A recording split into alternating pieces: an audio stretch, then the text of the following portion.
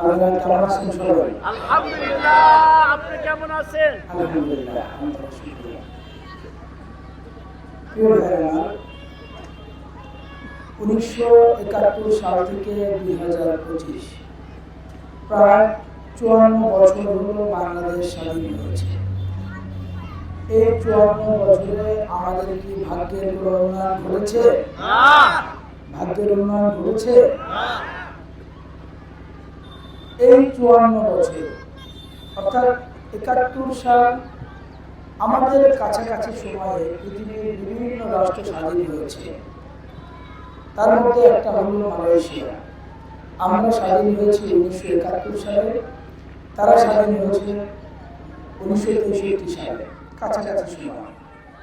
বলেন তো, আমাদের ছেলেরা মালয়েশিয়াতে চাকরি করতে আসে না মালয়েশিয়ার ছেলেরা আমাদের কাছে চাকরি করতে আসে? আমাদের ছেলেরা মালয়েশিয়ায় যায়।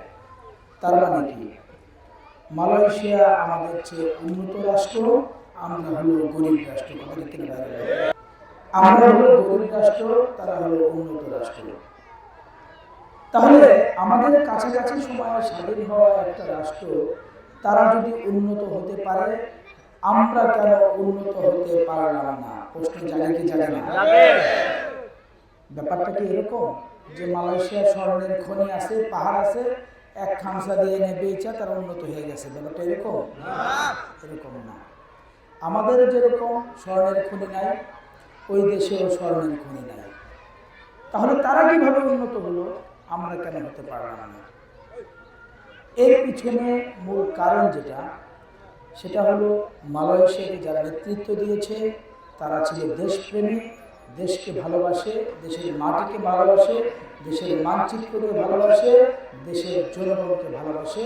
এই জন্য মালয়েশিয়া উন্নত রাষ্ট্র হিসেবে প্রতিষ্ঠিত হয়েছে। কিন্তু 71 থেকে নিয়ে এই 2024 পর্যন্ত যারা বাংলাদেশ চালিয়েছে, তারা দেশের মানুষকে ভালোবাসে নাই, দেশের মানচিত্রকে ভালোবাসে নাই, দেশের জনগণকে দেশের বোঝা মনে করেছে। এই জন্য আমরা পুরো পৃথিবীতে উন্নত রাষ্ট্র হিসেবে আমরা প্রতিষ্ঠিত হতে পারি নাই। প্রিয় ভাইরা আমার, আমাদের পার্শ্ববর্তী রাষ্ট্র হলো চায়না, মানে এই যে ভুটানের পরে চায়না। এই চায়না 47 বছর আগে ভাত পেত না, খাবার পেত না, তারা অর্ধহারে এবং অনাহারে ছিল। কিন্তু 47 বছর বয়সে এই চায়না পুরো পৃথিবীতে অর্থনীতি, সমাজনীতি, সরলনীতি, ব্যবসা বাণিজ্য সকল দিক দিয়ে পুরো পৃথিবীতে নেতৃত্ব দিচ্ছে। দেখেন, আমরা যে পোশাকগুলো পরে আছি, আপনার পোশাকের বোতামের কথা চিন্তা করেন, বলবেন কোথা থেকে এসছে? চায়না থেকে এসছে। আপনার চোখের চশমার কথা চিন্তা করেন, যদি জিজ্ঞেস করি কোথা থেকে আসছে, বলবেন চায়না থেকে আসছে। আপনার যে হুন্ডাটা আছে, এই হুন্ডার যদি কোনো পার্টস লাগে, আপনার চৌহারিতে গিয়ে কিনতে গেলে দোকানদার জিজ্ঞেস করে যে ভাই জাপানিটা নেবেন নাকি চায়নাটা নেবেন? কি ভাই বলে কি বলে না?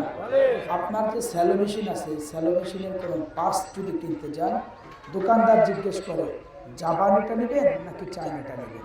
বলে কি বলে না? তার মানে আমি এবং আপনি প্রতিদিন যে সমস্ত প্রোডাক্ট ব্যবহার করি, আমি এবং আপনি প্রতিদিন যে সমস্ত পার্টস ব্যবহার করি, আমি এবং আপনি প্রতিদিন যা ব্যবহার করি, তার 90% উপরে হলো চায়না আবিষ্কার করে। এই চায়নাও কিন্তু ভাগ পায় না। তাহলে তারা এত উন্নত হলো কিভাবে? তারা এত উন্নত হলো কিভাবে? আমাদের দেশের 20 কোটি জনগণ, চায়না যখন ভাত পেত না, তখন তাদের দেশের জনগণ ছিল 120 কোটি। আমার দেশের জনগণকে, আমার দেশের গভর্নমেন্ট মনে করে জনগণ হলো দেশের জন্য বোঝা।